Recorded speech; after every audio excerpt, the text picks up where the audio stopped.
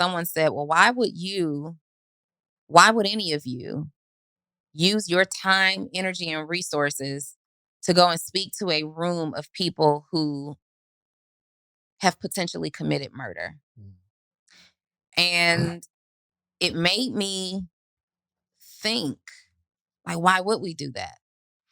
When there are other rooms of people who have not potentially taken a human life who deserve the same type of information, right? And so I've worked with another program for DeKalb County jails where we worked with 18 to 25-year-old women and men, boys and girls, who they were on their second strike. And if we didn't rehabilitate them, they would get a third strike and they would be doing major time. So I've kind of been in this space before and I took a real interest.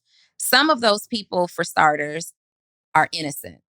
Some of those people have to prove, they're innocent until, or they're guilty until proven innocent, right? Some of those people are pending charges. They hadn't been convicted of anything just yet.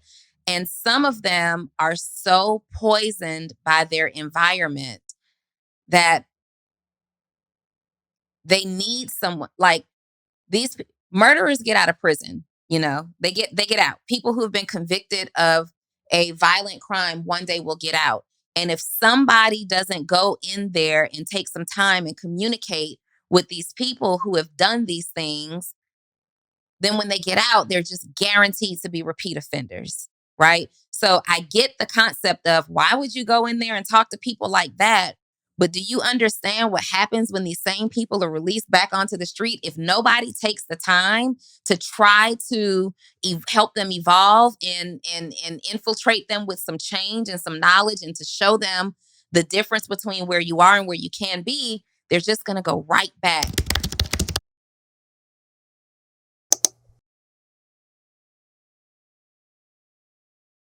All right, listen, every single week, every episode, you hear me talking about themorningmeetup.com. It's the community. Let me show you what's happening here. Every single morning, Monday through Friday, there's 400 plus people on a Zoom call, right? We're learning, we're talking, we're growing together, and this is you. There's all these people here. It's all these people in the morning meetup. Hundreds of people reading books, growing. We get together quarterly. It's amazing. And for some reason, you just keep looking at, just go to themorningmeetup.com and get in the circle. And then you'll be like way happier. Just themorningmeetup.com. Let's get back to the episode. Welcome to another edition of the Social Proof Podcast. My name is Donni Wiggins. Take two. And I am sitting here with David Shands. How are you today, David? I am blessed. I'm excited. Excited about life, excited about all the things that are going on. There's a lot of energy around me and my company and the things that's going on. This podcast, there's a lot of energy going on. Bunch of energy around my family. I got a baby coming. My family is in town. My father and mother-in-law are in town. They're helping out with the baby. Gives a little more time for me and Dre to go out and it's a lot going on. In a good season right now. Mm-hmm. But I do know, and I don't know if this is negative thinking, but seasons don't last forever, right? They're not designed to. They're not designed to. Mm-mm. So even though everything is amazing right now, it's almost, and again, maybe this might be the wrong mindset, I'm always bracing myself for something. Better be careful what you manifest. Am I manifesting? You could potentially be manifesting. Seasons don't stay the same forever, but that doesn't mean that you can't enjoy each season. There can still be beauty in each season, even if there is a week of rain or lack of sunshine. You can still enjoy the season. You know how stuff be going too good, and you're like, I wonder how long this going to last. Or you just sit in the wonderfulness and you just enjoy it. Mm-hmm. Just enjoy it. Just enjoy it and attract more of it. Like, this might be your season where you're finally in your attraction zone and you're attracting all great things. And this season could be for the next 3 months. It could be for the next 30 years. Let's just see what happens. Yeah, we'll see what happens. Yes, everything's going well. My clients and students are doing great in their podcast. My co-host is doing some amazing things in her world. This is good. What's your biggest entrepreneurial lesson of the week? The biggest entrepreneurial lesson of this week. It actually goes into what I was just gonna talk about before our mics was messing up and we had to start over.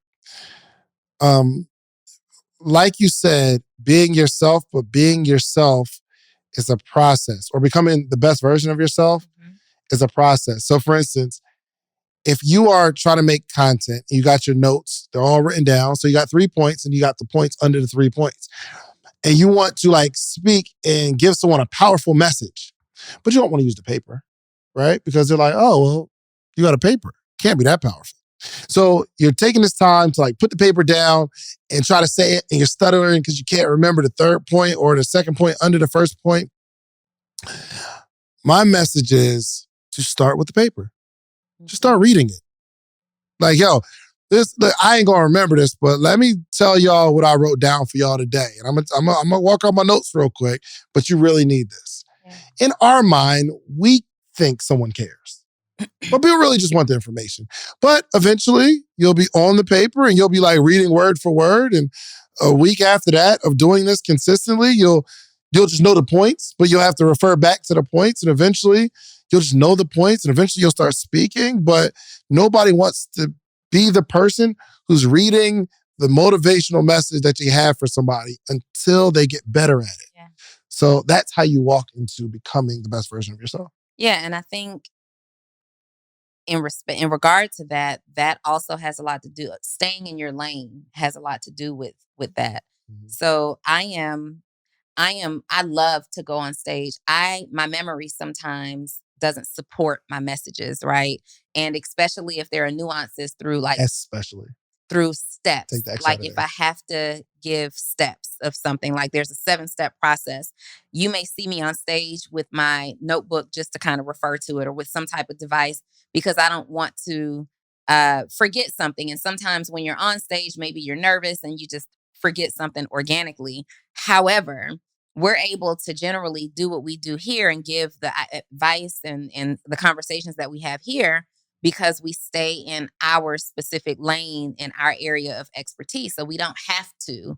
But because we've demonstrated that we are an authority in a space, when we do pull out our phones to Google a word or do something, it doesn't look like, oh, they're not as powerful as we thought they were. If you are someone who is becoming and you're feeling like your content, he was saying earlier before we started over, he feels like he knows his information, but he gets on social media and he just kind of freezes, has a little bit of anxiety, and it doesn't translate that way. This is just going to be practice, practice, practice, practice. And I think practice today is a lost art.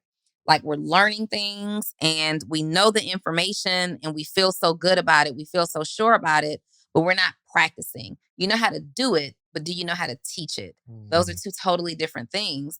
And when you're entering and crossing over into the content creation space where it's highlighting your business, you are going from a doer to a teacher. You're educating. So that educational part is the part that we have to practice and be committed to it. Not just getting the information, not just knowing how to do the information or apply the information, but now, content creator, if you want other people to see you as an authority, part of learning to be more of yourself and evolving in that space is practicing until you can execute flawlessly. 100%. There's power in your inadequacies and your shortcomings. There's power in it. I don't think people really, really understand the power in the stuff that you don't know.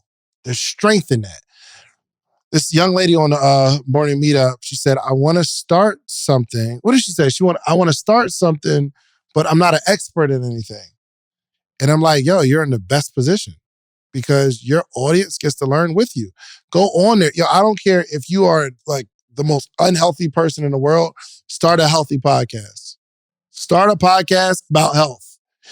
And you have guests on there who know something about health, and you are asking questions from the perspective of somebody who don't work out, they're not inspired, and people get to see the journey. Yo, I am severely unhealthy, but I'm gonna start a podcast about health, and I'm gonna ask all the questions that I know I want the answer to, because if you want the answer to them, other people are gonna want the answer to them. But if I'm healthy and you're healthy, you cannot relate to somebody who is unhealthy.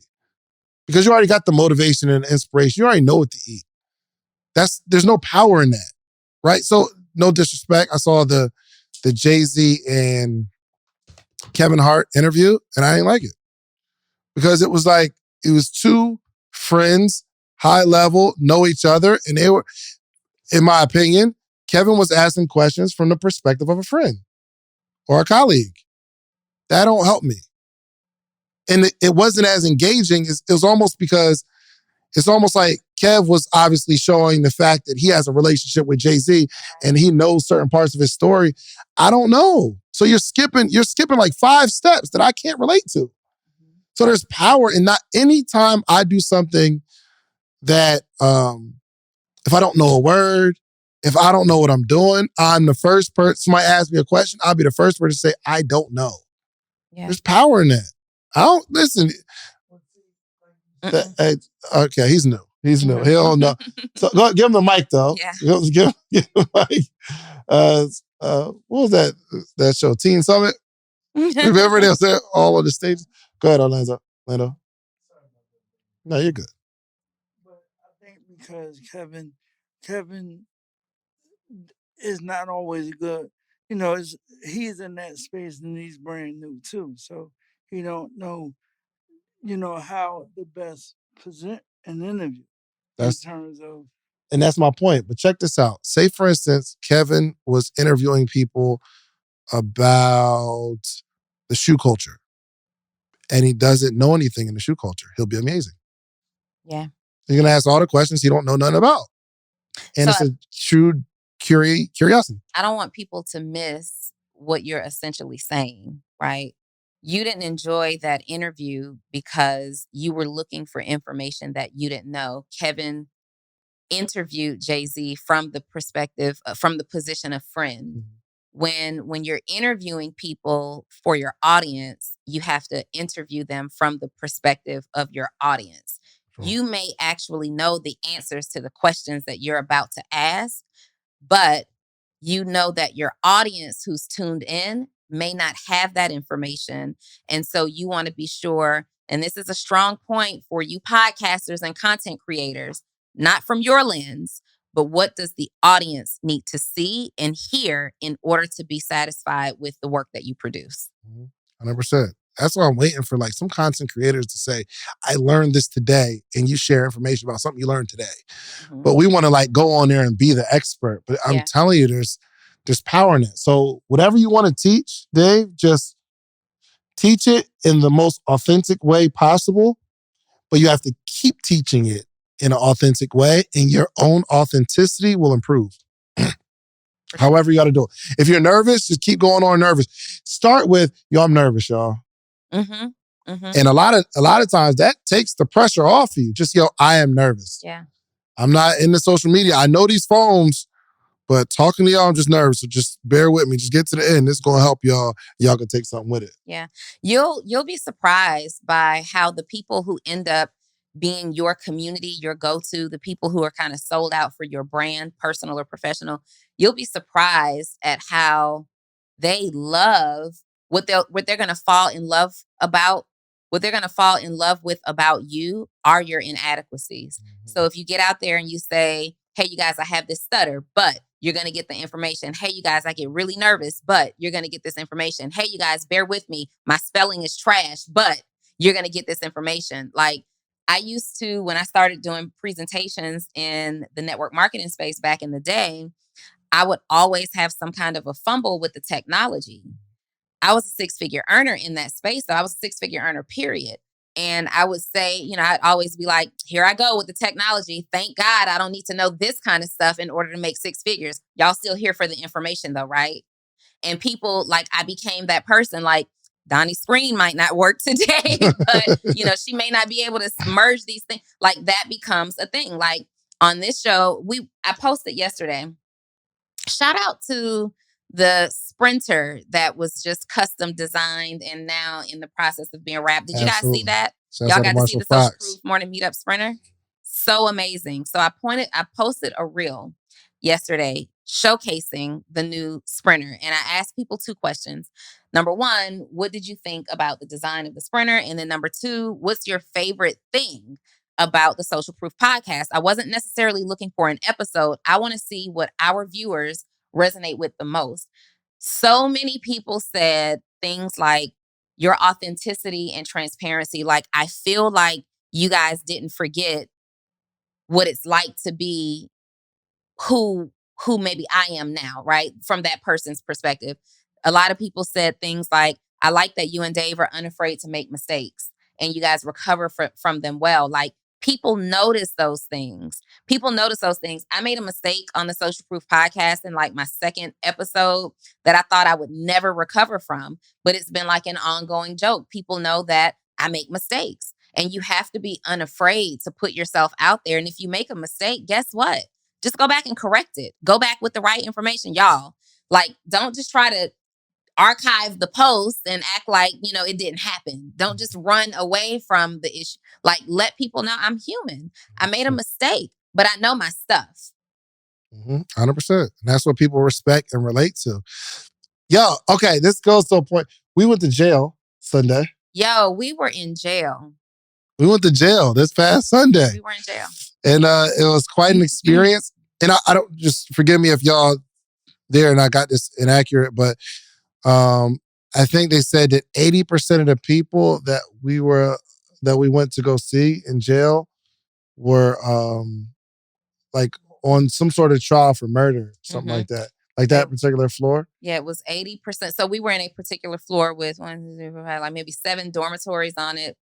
I would say a couple hundred. Yeah, maybe 250 people. 250 people, and 80%, well, because I didn't see everybody, I'll say 99% looked like us. Oh, 100%. Yeah. Yeah. But yeah, 80% of them were pending trial for some murder-related charge. Yeah. So we go in there. And well, I went in earlier that week. So Andre Norman, shouts out to Dre. Andre Norman puts together this program. He's been running in South Carolina and really around the country. I think he's up in Detroit, about to get a contract. And it's just so amazing what he's doing. So he goes in and he stops violence in jails and in prisons and all kind of stuff. So I go in there and he just asked me to come. I'm like, all right, cool. So Jose and Justin roll with me the first day. And I mean, I don't know what to expect, but I know I'm about to, and I've been in with Dre before.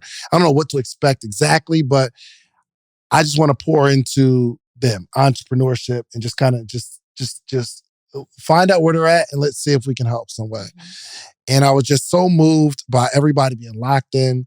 I hit up Donni, like, yo, Donni, let's go to the jail. We're going to bring a bunch of people out. So we had, how many people do you think came? Maybe about 15. It was more than that, I think. Maybe 20? Yeah, maybe 20, 25 people. All entrepreneurs. Van came from San Diego. Wallow came from Philly. There was a bunch of people that came through. It was just dope. And I know that there are certain parts about that conversation that I can't handle. Yeah.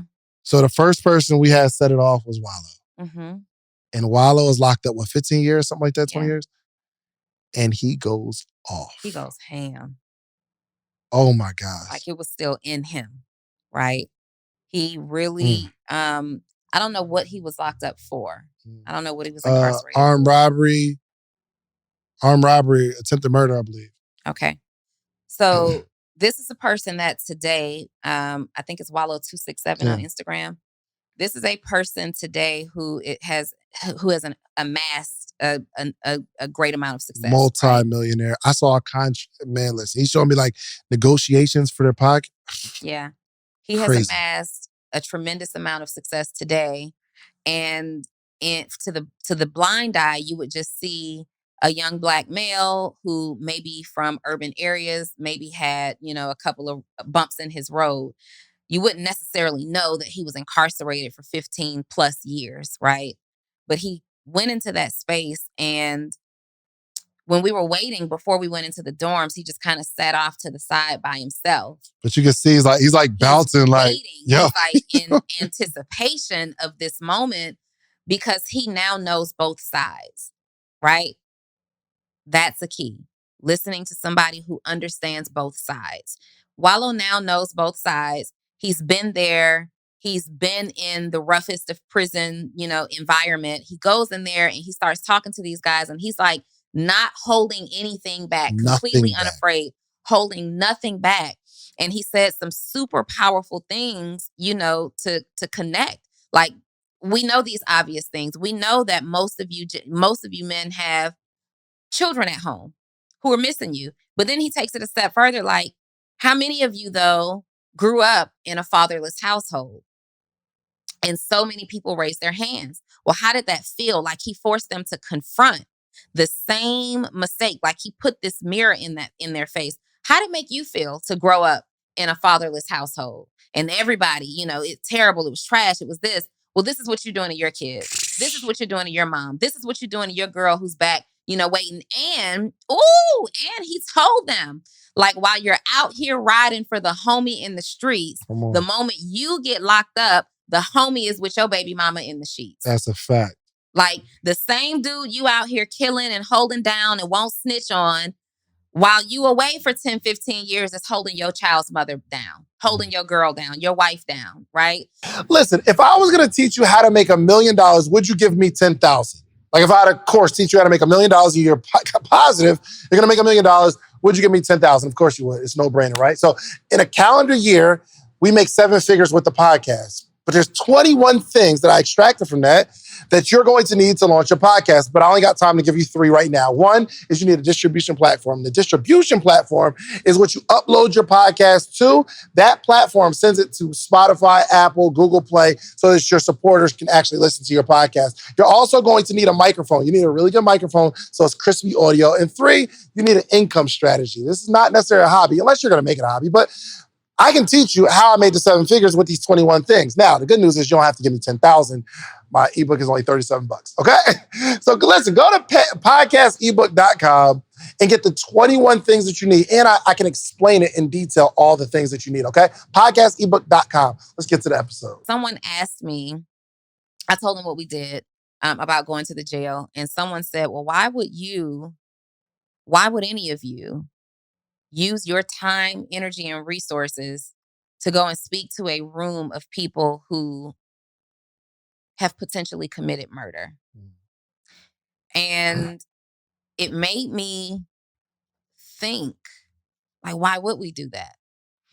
When there are other rooms of people who have not potentially taken a human life, who deserve the same type of information, right? And so I've worked with another program for DeKalb County jails where we worked with 18 to 25-year-old women and men, boys and girls, who they were on their second strike. And if we didn't rehabilitate them, they would get a third strike and they would be doing major time. So I've kind of been in this space before, and I took a real interest. Some of those people, for starters, are innocent. Some of those people have to prove, they're innocent until, or they're guilty until proven innocent, right? Some of those people are pending charges. They hadn't been convicted of anything just yet. And some of them are so poisoned by their environment that they need someone. Like, these murderers get out of prison, they get out. People who have been convicted of a violent crime one day will get out. And if somebody doesn't go in there and take some time and communicate with these people who have done these things, then when they get out, they're just guaranteed to be repeat offenders, right? So I get the concept of, why would you go in there and talk to people like that? But do you understand what happens when these same people are released back onto the street? If nobody takes the time to try to help them evolve and infiltrate them with some change and some knowledge, and to show them the difference between where you are and where you can be, they're just going to go right back to where Wallow even said, some of y'all are going to be career inmates, because the moment you get the opportunity to be free, you're going to go outside. You're going to get on the other side of those gates, and your homeboy is going to be waiting for you with a blunt and a gun, and you're going to take them both, and you're going to go back out, and you're going to make the same dumb decisions, and you're going to be right back a couple of months later. So somebody at some point has to stop the bleeding, so to speak. And I know I never thought about it. I know when you asked me to come to the prison, like anytime I work in a prison, even with the other program for DeKalb County, my deal breaker has always been sex offenders. That was the first question. That was my first question. Sex offenders? Are there any sex offenders? Because I'm completely out of that, right? But then in that same conversation, they're like, so you won't talk to sex offenders, but you'll talk to murderers? Or people who are being charged with murder, awaiting a trial for murder. And that's still something that I'm thinking through, right? It's still something that I'm thinking through. But at this, I have nothing for sex offenders. Like, you don't deserve to ever be free, right? But anyway, I think the work that was done was important. And I wanted to explain that because people will be confused. People will be confused about, well, why would you spend this time in this way when I've done everything right? I followed every law. I have no record and I just need someone to help. Social Proof Podcast, for starters, is the help to people on this side. But there are people inside, and we never know what their circumstances are. We never know what their upbringing was. We never know what their mindset was. We never know what they were forced to do, bullied to do, threatened to do, who they were protecting. We don't know the whole story, but we do know that if we let people who are suffering from those type of occurrences, from those type of experience, continue to suffer that way, there's no other choice for them to come out and do the same thing all over again. Yeah. 100%. Yo, I was thinking, I used to drink and drive. I'm sure some of you, in the last week or so, had a drink and drove home. Anybody gonna say? Nobody's owning up to that. They be going on dates. He be dating. I know he be in the street. You go on a date, you have 2 drinks, you drive home. Yo, you drive home. But what if it just happened to be one of those nights and I got into an accident? I'm locked up. I'm in there. Now, should I be drinking and driving? No. Did I mean to kill somebody? No. Did I make a bad decision? Absolutely. Let's put it this way. Let's say, for instance, you grow up in an environment where you're taught, kill or be killed. Eat or be eaten. This is what's driven. Your father taught you, if you don't get them, they are going to get you. So from a child, you've been trained to get them. And when you get them, following the instructions of your father or your father figures in the streets, the only education that you know, and you act on that, and you get caught, you're in jail. Mm-hmm. Did you do something bad? Yes. Is it 100% your fault? I don't believe so. Your environment was, like, from a child, you've been shaped to think this way. And if nobody comes and gives you another way of thinking, this is the way the world is, right? So you were talking to somebody, Donni was talking to somebody. You can tell the story about the dude with the box trucks. Yeah. So I'm talking to one of the young men who's locked up. And so, we all tell what we do. And I kind of put it in terms that they could understand. Basically, I am a business coach. I help people with ideas who want to do something, kind of take that idea and turn it into a business. So there's people they're waiting to talk because they all got ideas. That's all they've been thinking about. And one young man comes over and he's like, yo, I got this box truck. I bought this box truck right before I got locked up. And I really want to know, how I can make a business out of this. And I said, well, when you bought the box truck, what were your plans, right? Did you just buy it and hold it? Or did you have plans? He's like, oh yeah, I had plans. Like, I knew how I was going to do it, but listening to you guys makes me want to do things differently. And I said, well, shoot, what was it? He's like, well, so I bought the box truck because I was going to transport stolen cars from Atlanta to Miami and make money like that. And so I'm just, well, thank you for your honesty, sir. So I had to tell him, well, hear me out. If you were going to take this box truck to transport stolen vehicles from Atlanta to Miami, instead of a stolen vehicle, we might be able to do, he's like, unstolen vehicles. I'm like, now we're thinking, now we're on to something, right? Now we might have it. He's like, unstolen vehicles. You know what? Now we're on to something. Now you're thinking like a legitimate entrepreneur. But it was so funny because this was still, he's in jail I don't know specifically what his charges were, but he's in jail and he's still thinking about how he's going to make money. It has to be different from what got him locked up. That's what he said. I can't go back and do what I was doing. It has to be different. But different for him was still illegal. Different for him was still going to get him some type of felonious charges, some grand theft auto, charge. And so it was just this conversation. We were there for all of 45 minutes at that point, all of 45 minutes before he and I had this conversation. And he's like, he never even considered unstolen vehicles. Yeah, do you know that there's a world that, like, and for us too, like let's go to the other side. We're having some successes in our business and things of that nature, and I joined this mastermind, and my man Myron says something like, yo, I understand the idea of a 6-figure year. I get that. I understand making $1 million in a year. I get it. 100%. That'd be dope. Imagine $1 million in a year. Ever did that? You gonna do it though, right? Man, listen. And it would be dope. I'm in the room and they say something about $1 million day. And I don't understand. For a long time, I don't understand that. It just don't even make sense. How do you make $1 million in a day? $1 million in a year, tough enough, right? 6 figures ain't hard. Ain't easy, right? But $1 million in a day, I don't understand the concept. But simply because I have not been in an environment that taught me the concept. And now we understand the concept, only because I've been in the environment. But there's some environments where a legal hustle means job.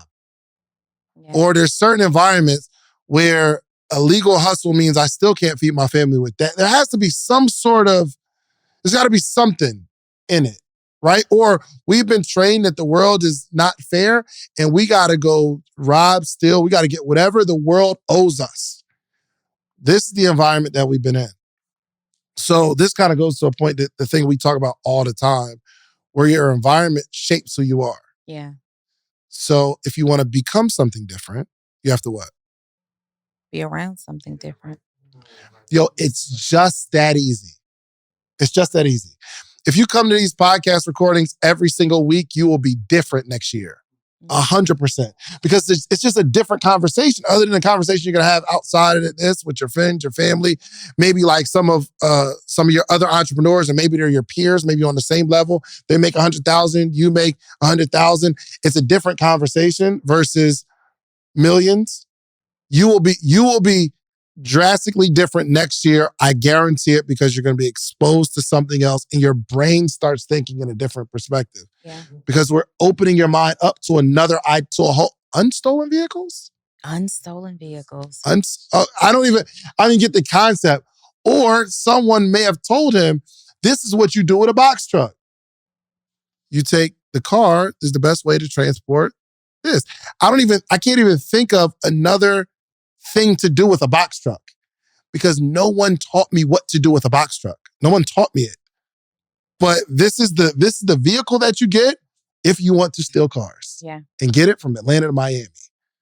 And what may happen in this world is someone says, yo, you can take them stolen vehicles from Atlanta to California. You're like, can I get it across country? And then your mind even expands in that way, because you got around somebody that's transporting from, like, I remember when I was selling weed, again, I wasn't that good at it. When you start selling, like, I know you get an ounce and you break it down into all dimes. I sound crazy talking about it. You know what I mean? But that's what I know. And then somebody else, they say, yo, we don't sell that no more. We do pounds. I never got to that level, but moving in that direction, there's higher levels of understanding. And then eventually you're like, I don't do dimes no more. I do this. Now you're the kingpin. If you get around kingpins, you don't think like a soldier anymore. Yeah. So I told Terica, yo, I want to invest in a property. We get a property. And now we got 60. And she's like, yo, I'm not doing no fix and flips no more. But in that environment, that's what I loved. Oh, we make $20,000 on a flip. It's crazy. So. Do you guys notice that the majority of the things that we talk about on the Social Proof podcast started with something that happened in our week, environment, started with some type of event that we attended, environment, or some mastermind, environment, or some conversation that we were having with someone else, environment. 100% of the things that we talk about is a result of the environment that we've been exposed to in the week prior. That's a clue. That's a clue. So if you're finding yourself having these unfulfilling conversations, you're finding yourself saying things like, I don't want to talk to the people that I'm talking to because all y'all talk about is this. Well, that's your environment. You chose it, right? They're only living up to the environment that you guys have created.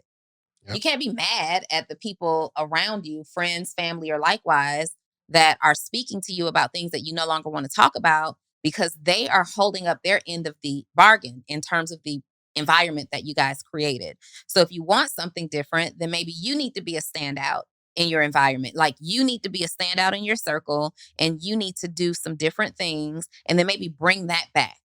So we go into other people's networks, we get into other environments that we understand our viewers don't know about or don't have the access to go into just yet. We go into those environments, we come back and we say, this is what happened. Everybody can't walk into a jail, right? And go and talk to the prisoners in their dormitory. Everybody can't walk into a $55,000 mastermind, a $20,000 mastermind, but we'll go in. We'll go wherever we're qualified to go. Wherever we're qualified to go, we come back and we teach you. Now it's up to you to leave this room or to pause this video or after you watch it to now that brunch that you were going to go on and you were going to talk about relationship drama or you were going to talk about, bills that are past due or what people don't like about their jobs. You can say, hold on, let me share something with you that I learned this week. You can start at what was your biggest lesson of the day? Like this is how we start our conversations. Even if Dave and I are at lunch or at dinner is, hey, how you feeling? That's how the conversation always starts. Always. So if you want to change the direction of the conversation, start going into your circles and saying, hey, what's the biggest lesson that you learned today? What's the best thing that's happened to you this week? It's almost impossible for the conversation to turn negative if you started off saying, what's the best thing that happened to you this week? And even if somebody says, nothing good happened for me, everything was terrible. You know what? That's unfortunate. Let me tell you about the best thing that happened to me. And maybe some of this energy will rub off on you. 100%. And we are literally being ourselves. Reese, when the cameras are off and we're not recording a podcast, you've been around me and Donni outside of podcasting, right? Are we different? The conversations change at all. It's the same thing. We're literally just having the same conversations that we have. Y'all just get to see some of them. Yeah. Being yourself. Another point I was, I don't think I shared this with you, but I go in there, my entrepreneurial mind starts working. We're still in the prison? They're still in the prison. Okay. And I'm thinking, I'll give this concept an idea. It's not proprietary because I hope you do steal it because it's going to help somebody. I see I think we can create like a t-shirt brand or something, right? A website where, let's say you all are prisoners. You come up with some sort of concept or like a list of 5 things that we're going to put on t-shirt. You do the same thing. You do the same thing. We take your best one on the outside. I'll create it through my nonprofit, the design. We put the website up and we sell the shirts and we do some sort of profit sharing. I think this is a website we could do $1 million a year or $1 million a month on because people are going to buy into the story to support. Forget the t-shirt, you'd support, right? You'd buy a shirt if you knew like some of the money was going to a prisoner environment and going into like a new space. So I'm in the main room. Wallow is there, Andre's there, and there was a couple other people. So I'm drawing on the board this concept. I have this idea. And I said, well, we give, this money to the prisoner. And they say something that they both agree on that I don't even think of. They said, you can't give money to the prisoner without giving money to the victim. Mm. I'm like, no, I know these people. They in jail. I know them. So I'm trying to help the people that I saw. He said, you can't do that. And Wallow was like, yep, you're right about that. You can't, people can't find out this person who maybe wronged somebody's family is benefiting in prison and the victim gets nothing. Yeah. So we start restructuring a percentage. Oh, okay, with every shirt sale, this person's beneficiary, their kid gets a percentage, but we save this percentage to that victim's family. And we got to figure out the accounting and stuff like I don't know that stuff. I'm moving into a whole nother world. Every world has different rules. Yeah. So it's so funny when people come into another space, they use past experiences or their expertise in something, but this is a different room and there are different rules here. I thought, I was like, dang, I would have never thought about that, ever. Yeah. Also, it's interesting that there was a young man that I met inside. You may have met him too. He's the leader of their book club. And all the books that were dropped off that day, he's like, oh, I read all of these. Right. And he really enjoys reading these books. And he was telling me like, yeah, not everybody in here is going to be about it. But surprisingly, the majority of people, like they get together and they read and discuss these books. And it led me to thinking about how this is a block of 250 prisoners who the majority, maybe let's just say 50% of them, 125 of them are getting together reading these books and thinking about what people who have 100% freedom are doing with their time. I want to invite you to pick my brain. Mine too. Mine too. Yours too? Mine too. Yours too. I Okay, you guys. We are so excited because we just dropped our newest podcast series called the Brain Picker Podcast. David. Oh, it's going down. You get to pick our brain. You have a business idea, a concept. You're stuck. You can't get off the ground. You need the advice of seasoned, experienced entrepreneurs. Not only entrepreneurs that are practitioners, but we got a lot of people that we've been coaching all over the last decade. All over the globe. They got receipts. Not just that, you never know where your next investor might be hanging out. And the word on the street is we got all the connections. That's a big fact. We got all the connections. So if you want to sit down with us and pick our brains. In front of our audience. And we're letting you pick our brains. We won't even talk bad about you for doing it in front of our audience, bringing your business maximum exposure. Find the link somewhere around here, wherever you see it. It's there. And apply right now to pick our brain. Let's go. Let's go. Let's get it. Let's get it. It's so difficult to get people to pick up a book, right? So one guy was in there, I was talking to him. So one guy made a comment in the main room when we were talking after Wallo was speaking. And I think you asked, like, what are you feeling? What are you feeling? And one guy said, we don't get conversations like this. We don't get speeches like this where I come from, right? And so when we were in the individual circles and I had a group of guys around me talking, I mentioned a book and he's like, well, I don't really, oh, no. I mentioned Instagram and they all have access to social media. Okay. They can use social media. And he's like, yeah, but I told him he could find me on Instagram. He's like, well, I don't really be on Instagram like that. And I'm like, why not? And he's like, it's just not for me. I said, according to recent studies, 83% of millennials and younger use Instagram as their number one search engine. So Instagram and social media alike is an information portal. And if you want to learn how to operate in today's space, you have to be on social media. Even these major companies have a department whose job it is to study and participate on social media.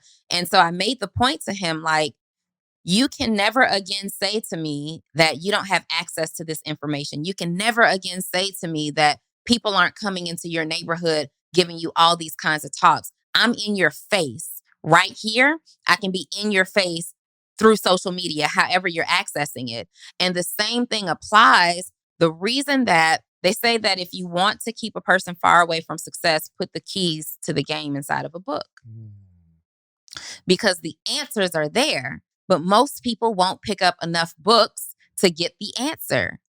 So just like we are a product of our libraries in inner city neighborhoods had different books. Okay. The books were just different. Yep. And we didn't venture enough. Not enough of us ventured out into these different environments to find the different books to read the books. Books are boring. Books are this, books are that. I just can't get into reading. What do you like? What do you mean you just can't get into reading? The answers are there. And so I say the same thing now. What do you mean you're not into social media? The answers are there. You can choose to be a part of the gossip network, or you can choose to be a part of the information space, and you can leverage either one of those to change your life. Guess what? Bad change is a life change. Good change is a life change. Yeah, I want to, first off, I want to read this too that I got from Dre. First off, Andre Norman is a superhero. He's the man. So we're like getting close to leaving, and it's lunchtime. And the lunches that you see in jail on TV are real. They are real. Yo, it was like a macaroni cheese sandwich, mashed potato looking type situation with the breaded chicken on. It was crazy. Now, one of the people that Dre brought in is some big he works for Chick-fil-A, but like high level, like guy's worth like hundreds of millions, right? So I'm sitting there talking to Dre, and he says his name's Brandon. Yeah, Brandon. I don't know his last name. But I see him talking to the guy, and he's like, yo, man, we need Chick-fil-A sandwiches every week for them. And the guy sees it. He works for Chick-fil-A. He sees like the plates. And Dre's talking to him like, yo, we need some Chick-fil-A sandwiches in here. We need some Chick-fil-A sandwiches in here. And I'm like, yo, that'd be dope. So I leave, but he sends me a text actually the other day, and he said, Brandon just set up Chick-fil-A to donate food weekly to the program, 250 meals plus meals for staff. Chick-fil-A once a week. Dre is giving me this vision. He was like, yo, we're going to do Chick-fil-A. We're going to do Domino's one day. We're going to do Panera. He said, I'm going to find the plug to people that are going to donate this food, and they are going to eat good in here. Mm-hmm. I never, like, if Dre wasn't on the inside, he wouldn't even understand how valuable that was. He wouldn't even be thinking about that. Yeah. And Dre is on both sides. He's obviously been locked up, but also he's working with big corporate companies. And he knows that corporations have a budget for nonprofits and donate to do good in the world. And he knows that there's some people that need some people to do good in their world. And he's putting it together. This is real superhero stuff. Mm-hmm.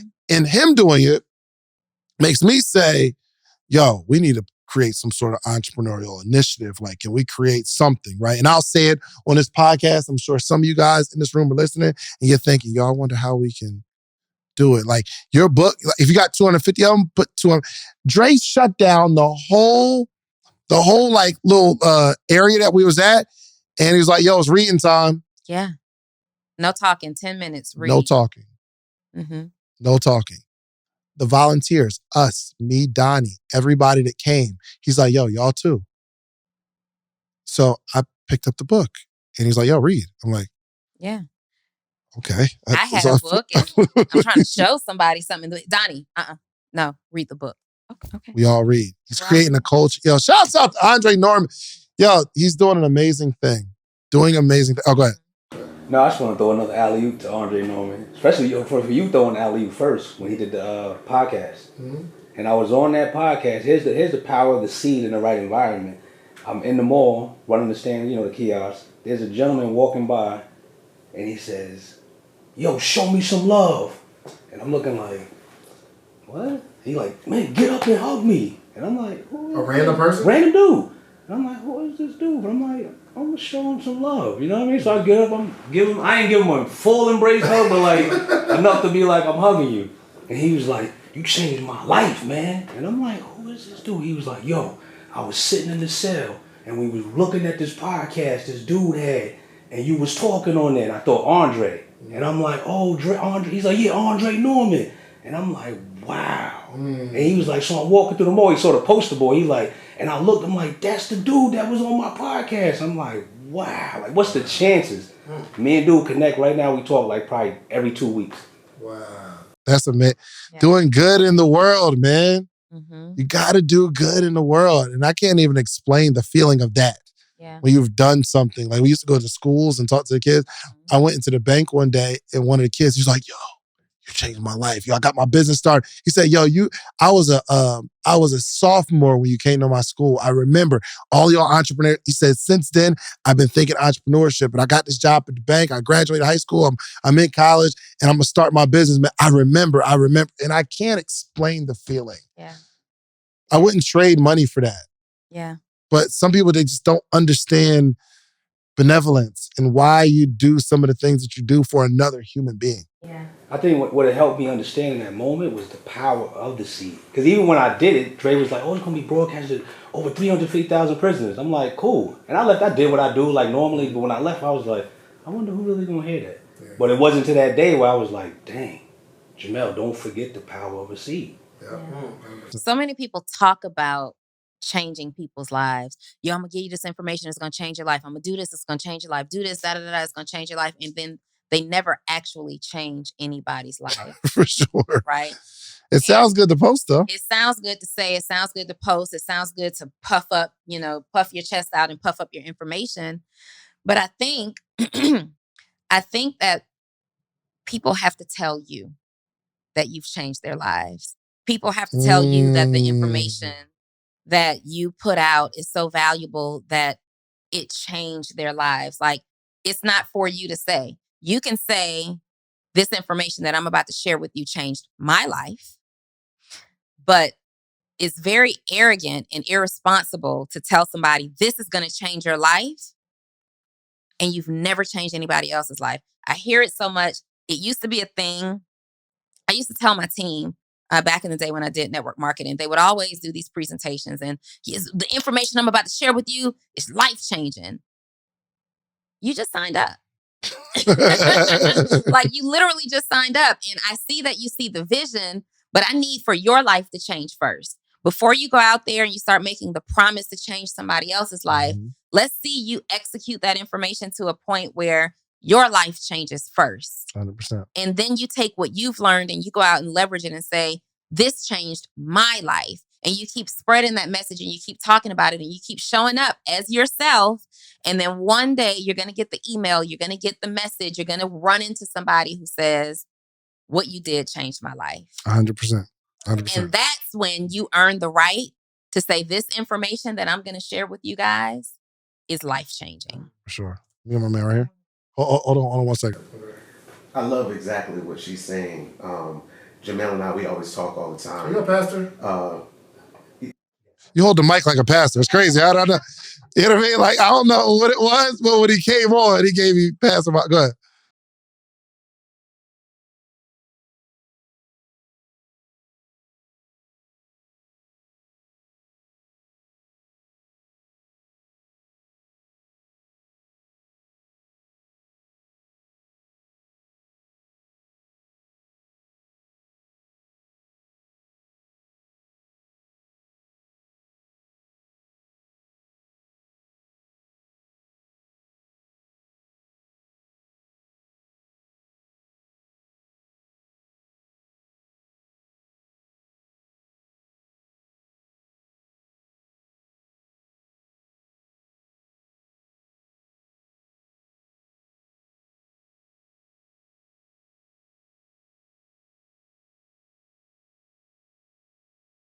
You gave me all pastor. I'm talking about that was good. What's up, Lena? I remember when I was talking to you one day on the morning meetup when I first came on the morning meetup to tell you about the me eliminating mortgage. And I said, Dave, I'm just, I charge this amount. He said, well, you should be charging more, you know. And I was like, and when you said that, you was like, if you believe the fact of what you do, then they gonna believe, because once you get the information, then they gonna be willing to spend with you the amount. That's a fact. So once I got the first $10,000, I remember I came back. It was like, let's go. Ever since then, you and Donni changed my life. Amazing. Aww. Man, I'm so honored to be a part of the journey. You know, the last thing, and this is to what you were talking about when we went in there, when we talked, we kind of did like outro video or whatever, because Dre had his phone and we kind of just, got everybody to explain how they feel. And this is this is the purpose, right? So we go in and we are going to help and inspire. But I had the prisoners make me a promise that just like we came in from the outside in to talk to those that are in, when you get out, you have to come back. But not to be a person that's in, but to talk to the ones that are in. Mm-hmm. Right? So this is how our community grows. If I go cultivate you as a seed and you become a full-blown flower, you have to make the commitment to come back and plant another seed. You have to come back. And I'm like, yo, I said, when y'all get out of here and y'all take this information, y'all become millionaires and multimillionaires and world changers. You just got to make me the promise that you're going to come back because you didn't do this on your own. Mm-hmm. Like whatever happens from this day forward, whatever success you create, you didn't do it on your own. Yeah. I like to think that all of us helped in that. So if you want to, be a person of integrity, you need to come back and do for somebody else what they did for you. But I don't think we do that too often. Mm-mm. You know what I mean? We feel like, yo, we did it. We're self-made. Nobody's a self-made anything. Nobody. To add to what you were saying, with the information that we have and with the lifestyle that we live, whatever we're releasing, integrity, either you operate as two things. Check this out. Either you're a fragrance or you're an odor. Either you draw people away, which is an odor, or you're a fragrance, you draw people to you. Where they see you, the value, the information that you have is valuable. So they come back with seed. They come back with trying to pour back into everything that you're releasing.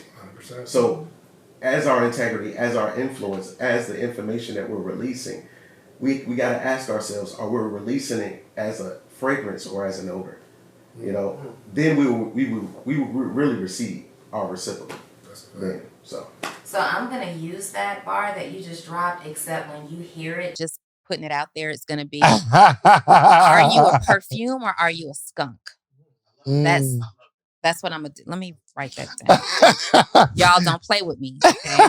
Are you a perfume? So here's the real question, okay? Are you a perfume or are you a skunk? That's the real question you got to ask yourself. Are you drawing people towards you? Okay? Or are you repelling? Hey, Mark, give me that clip for Instagram. This is a Donni.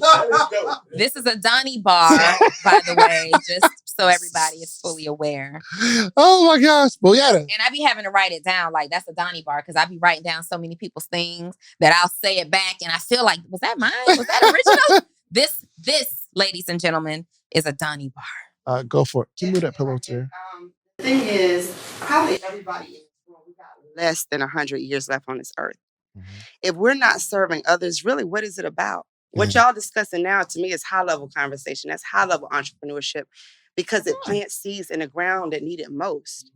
You know what I'm saying? And so if we're not doing that with our lives, really, when we're said and done, when this is over, what have we left that people can sit under, like a tree, like you said? So that's it. Yeah, that's good. That's good. Say, like when I was homeless and different things and like literal trash cans. Knowing what I know now and seeing how my life changing, and so I have a mission to give 3,000 houses to homeless without nothing. Like as soon as I make enough to do that, that's the first thing I'm doing. Yeah. Here's the good news. We all don't even have to wait to have enough to give something. Yeah. It can Like start something. with one Chick-fil-A meal, Yeah. one hot soup to one person if all you can spare is $5. Yeah. Right? I told this story too when I was in a while ago.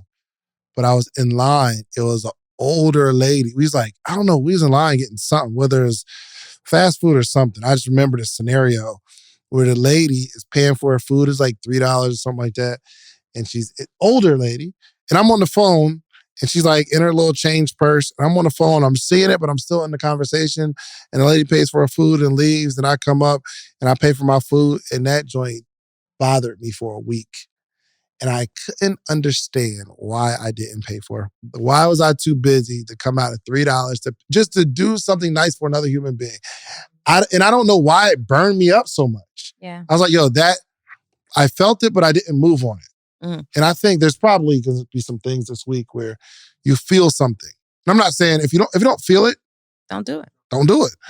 But like, we feel we need to do something for somebody. We can't explain it. Doesn't make sense financially. Doesn't make sense for our time. But we just got it. We got to move on it. That joint bothered me for a week, man. Yeah. Why was I not a decent enough human? I had the $3. She's older. Why didn't I? Right? I had a similar situation. I was driving to get a salad from Chick-fil-A on Northside Drive. And I get to the light. I never have cash, but I had just come back from like traveling. So I had a couple dollars on me or whatever. And there's this homeless man on the corner and he's looking for money. And I'm usually like, oh man, I don't have cash. But that day I had $100 bill. And I looked at the $100 bill.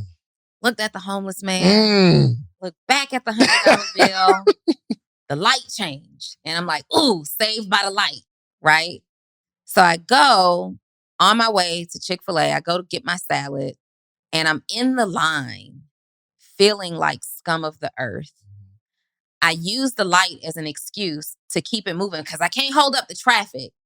But here I am about to, I'm looking at the menu. I tell the lady, I need to see the menu because, they stop you in the line. I'm like, I need to see the menu. I'm looking at all these options that I have available and I could purchase one from everything on the menu if I want. And I let the fact that all I had was $100 bill stop me from giving this man this money. And so I make up my mind, when I get out of this line, I'm going to just give him the $100. I'm in the Chick-fil-A line thinking, maybe I could just have them break it at the window. I get to the window. They don't have enough change to break the $100 bill. So I'm like, okay, that's confirmation. I'm going to give that man this $100 bill. I go back to the intersection. There's a little traffic. I get back. He's gone. That bothered me for the rest of the day. Because let me tell you something. That $100 bill is still in that same purse. I didn't even remember I had it. Wow. I didn't even remember I had it. I was cleaning out my purse the other day to hang out, to swap purses. And I'm like, the $100 bill is still folded in the same pocket.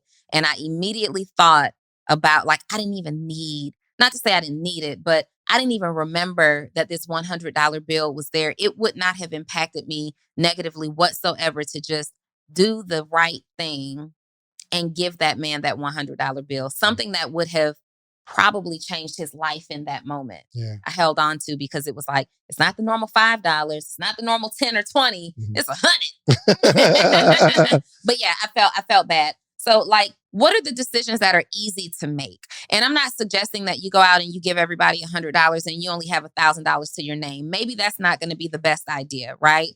But what do you have to spare? Do you have 5 extra t-shirts because your t-shirt drawer is, my t-shirt drawer is overfilled. There are not too many more t-shirts that I can accept. I just don't have room for it. I find myself taking out t-shirts that I've worn 3 times to replace it with something that someone just gave me because I want to make sure to wear everybody's Can I take some of those t-shirts and go clothe people who need it? What can you do right now in your very own position that's easy to do? One too many hats? Can you give some hats away because we know that fall, winter is coming up soon? One too many pair of socks? Can you put 5 pair in a bag and give them away? Couple $100? Can you give 20 away? There's something for all of us to do that's a give back. Yeah.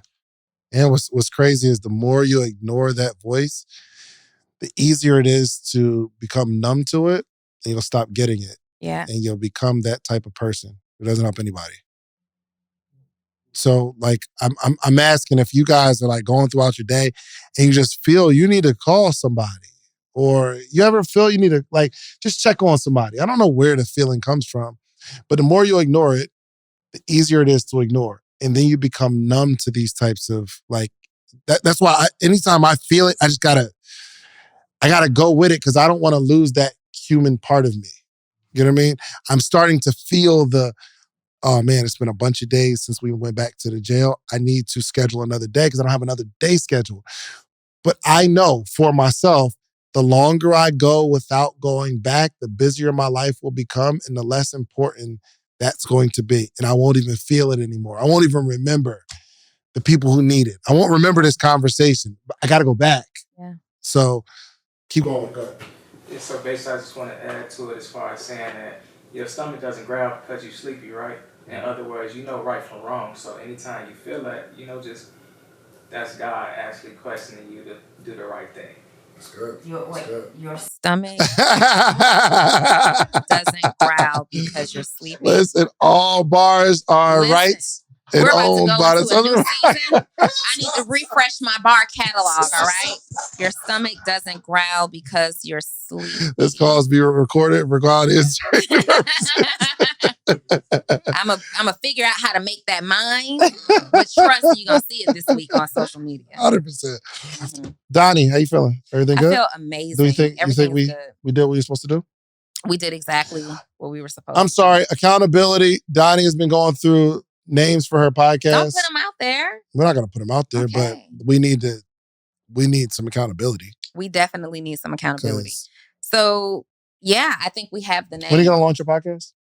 Oh, gosh. Can I do it when we get back from Vegas? Ain't this the kind of stuff you teach? Accountability? Yeah, for sure. Yes. Can I do it when we get back from Vegas? I don't mind. When are we going to do it? Okay, so today is this date. We go to Vegas. Yeah, because we go to Vegas in 2 weeks. So what I don't want to do is start it and we have this gap, right? So let's drop my first episode. We drop on Thursdays. Yeah. So I can drop on what? Wednesdays? Yes, you drop on Wednesdays? I can drop on Wednesdays. My episode drops September 14th. Wednesdays or Saturdays? Yeah. Wednesday? Wednesday. Okay. Mm-hmm. So you said September 14th? Oh. No, my episode. But so here's what I would recommend. I would recommend that you have like a couple 4 or 5. Yeah, for sure. Do I want to drop on Wednesday or Saturday? I'm under your leadership on this. Well, I don't know. Only because Saturday is the lightest day for the podcast. Yeah. And I don't know if we fill that hole. Is there a need for it? Or is Saturday a bad day? I don't know. I'm going to do Wednesday because I have statistically had success on Wednesdays and Thursdays. Thursday, we drop our episode. I'll do Wednesday. Got you. Yep. Yes. Okay. All right, and cool. I'm pretty certain about the name. Yo, here's the thing. Like, we walked out of here with a name last week. That was hard. That's hard. Then it's not so hard. We run it past a couple of other people. Then I wake up with an idea out of my sleep this past weekend and I text David first thing in the morning. First person I told, here's the name. He's like, yo, that's it right there. So later that day, this is the day we went to the prison. Later that day, we're at lunch. Me, him, and a couple and other people, we're at lunch and David drops the name and they're like, it's like no reaction. So I'm like, well, that shrunk my little confidence. So then we get back to the drawing board and we end up going to David and I and some other and we end up going to dinner that night. And David's like, I got the name. And he says it. And everybody at the table loves it except me. You didn't love it? I like it. I don't love it. It's not like sizzling in my spirit. So I've been sitting on it for the last couple of days. It's still not sizzling in your spirit? I've been sitting. So here's where I am right now, if I'm being totally honest. The 3 names that were all contenders, I could roll with any of those 3 names and we're going to make it do what it do. So at this point, because that's the first name in our friend group of successful individuals that whose opinion I trust, I'm going to roll with the name and I'm going to let the audience make it sizzle in my spirit. All right. So that's just where we are. So here's the thing. So full transparency, I would like you to go with the name that's in your heart. Just for full transparency, I want you to do what's in your heart. Whatever, Shans. I'm going with the last name that was like, ooh, yeah, we're going to do that. None of them are in my heart, though. Mm-hmm. So the one that I really liked, I sent it and I'm like, oh, yeah, this is going to be it. So I'm not just thinking name. I don't necessarily have to love it. I have to be able to be purposeful with it, right? So it has to mean something. And you didn't want to put your name in it. And I don't want to put my name in it because I'm also thinking about branding. I'm thinking about like, what if this gets so big that one day I can sell it? You know, and I watched very carefully what happened like with Wendy Williams when it was time for her to be released involuntarily and they stripped this woman of her name. She can't use it again, right? And I just don't want, nobody can strip me of my name because I'm going to own my own podcast, right? But at the same time, if I'm thinking about selling it, that's like a whole rebrand. It's just like an easier thing to do to come up with a cute name that can be coined, that means something, that can be branded and sold later. Got it. Okay. You want to feeling talk? that? Yeah, for sure. Yeah. You want to talk about it after this, or? We have another episode. Yes, we do. Yeah, we have another episode. So All right. what we do need to talk about though is no, we talked about everything we need to talk about. We yesterday. talked about a lot. Yeah, we talked about it. Okay. So we're good to go, you guys. All right. Well, I mean, this episode is sponsored by my phone number. Just text me. 404-737. Is that Bow Wow? Text it to my phone. I see No. you when I get home. I don't think that wasn't a song at all. Text me on my phone. That wasn't a song at all. I think you're remixing Soulja Boy and some other melody. I am. It was Soulja Boy. It was Kiss Me Through the Phone. Kiss Me Through the Phone. Okay. Anyway, scratch that. Too bad we don't edit the Social Proof podcast. All right, let me not My interrupt number, you. text me, 404-737-4935. Listen, if you are an entrepreneur making less than $250,000, you probably need to be in the Morning Meetup. TheMorningMeetup.com is the only organization that has been designed, shaped, created for the entrepreneur to grow on a regular basis, okay? So we got accountability in the mornings. We got the book club. We are reading the same book every single day together, Monday through Friday. Meet us on the call. I'll be on that joint Monday through Friday, 8 a.m. Eastern Standard Time to 9 a.m. Eastern Standard Time. And right now, I believe you can sign up for the whole year for 60% off, right? If I was going to talk to you, if I was going to give you some game, you'd invest $1,000 for an hour, like to give you some game to shape your whole business, right? But for half of that, I'll talk to you every single weekday for a year. For half of that. It's like $4.99. So, or $3.99. $4.99? It might be $4.99. $3.99? It's only $3.99? Really? Can we get two? Can we get $2.99? Heck no. I was about to say, yo, we did. So I need to change it back to $4.99. But it's 60% off. So join us, themorningmeetup.com. We also have an app. You can just download it straight to your phone, the Morning Meetup app. Donni.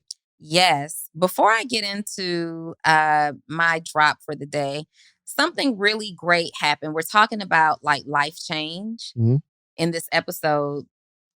We were at dinner the other day. 4 of us were at dinner and we're eating and we're finished. We're finished with our meal. We order like all the appetizers we want, just doing what we do. We finished our meal. You order all the appetizers you want. Nobody was in agreement with all that. We ordered appetizers, okay? And we're waiting for the waitress to come back with the bill. Her and like 2 other people come out with these trays of dessert and just start sitting them on our table. No, first the guy came out with plates. Like, you know how they do that, side plates and then spoon. We're like, what's going on around here? What's going on here? I'm thinking, did David say something to them about something? I don't know, right? So they come out with, they cleared our dinner plates and they come back with these small saucer plates. And we're all just looking. And then they come out, like it's 3 of them to carry out these trays. Mad desserts. And I'm like, oh, that's genius. I've never had them put the saucer in front of you to make you want the dessert. And then they're coming with the actual presentation. You're thinking marketing and strategy. Like, I'm thinking this is marketing 101. Like this is next level. And they start putting the dessert on our table. I'm like, wait, we didn't order this. It's a big slice of like this raspberry cheesecake. There's a creme brulee. There's an ice cream situation. Big bowl of ice cream with all these different sprinkles and Oreos and all this stuff around. It was like, it's a grandiose thing. It's like 5 different desserts. Yeah. And they're huge. It was literally one of every dessert on the menu. And so she's like, yeah, one of those guys bought you guys this dessert. So we're trying to figure out like who brought us this dessert. And we thanked some guy who was sitting behind us. I was like, yo, what's up, bro? Appreciate you. And Thank the you. guy, check this out, because the lady's like, yo, it was a guy in the bar. So I see a guy in the bar. I'm like, yo, good luck. He's like, yo, what's up? Yes.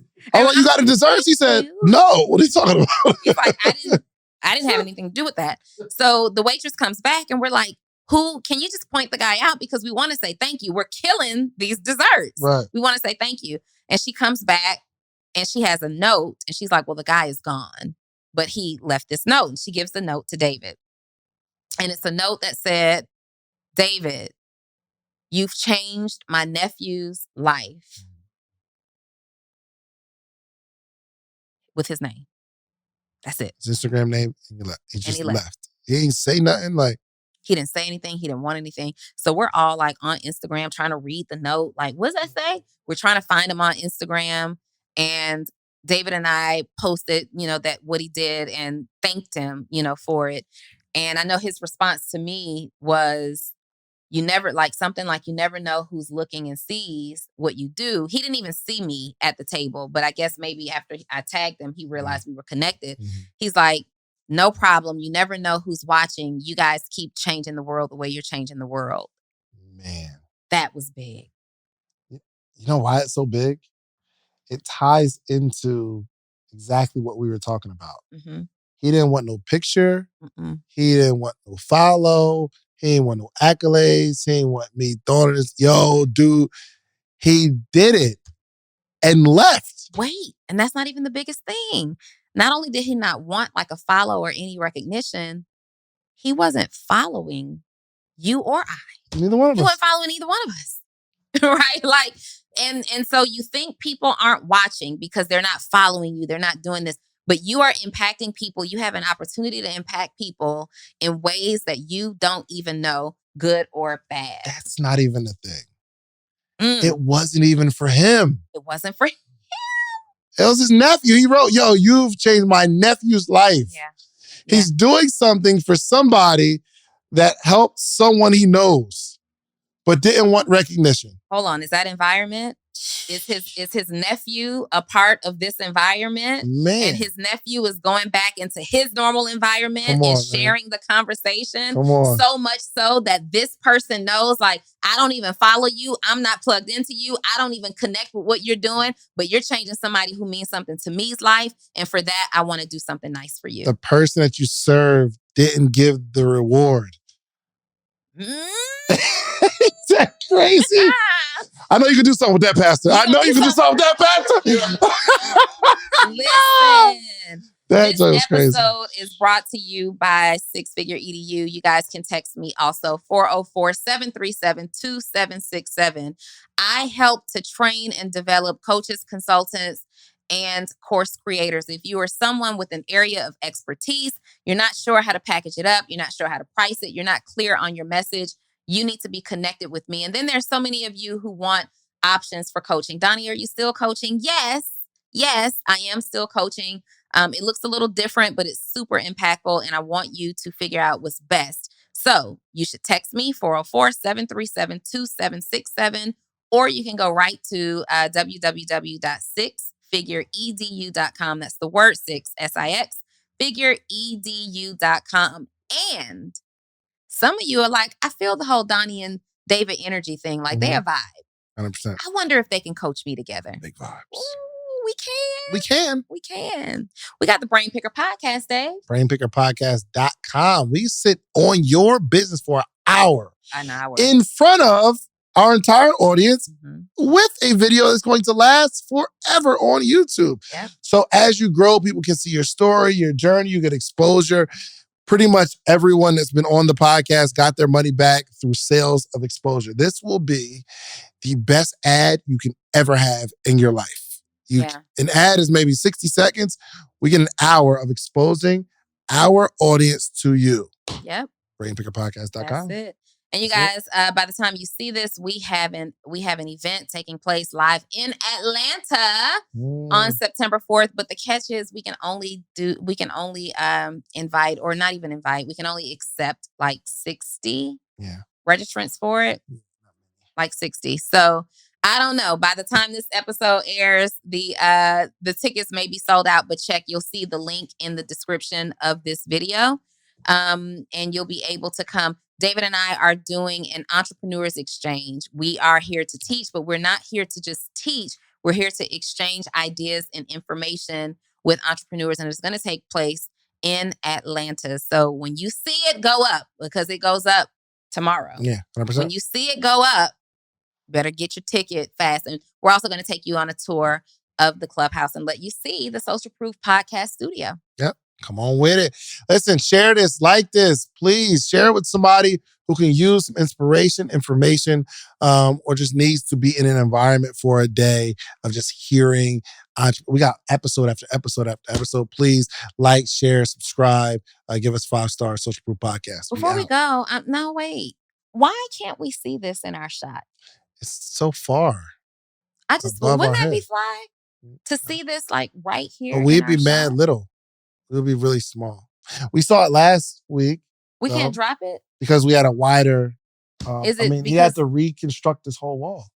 All right. Well, so you guys don't get to see all the branding and the beautiful things that we have in the studio, but beautiful things going on if you attend our live events, you get to see it firsthand. Exactly. Did you do that on purpose? Was that marketing? It was. That's good. It's going to be marketing. Social Proof Podcast. We're out of here.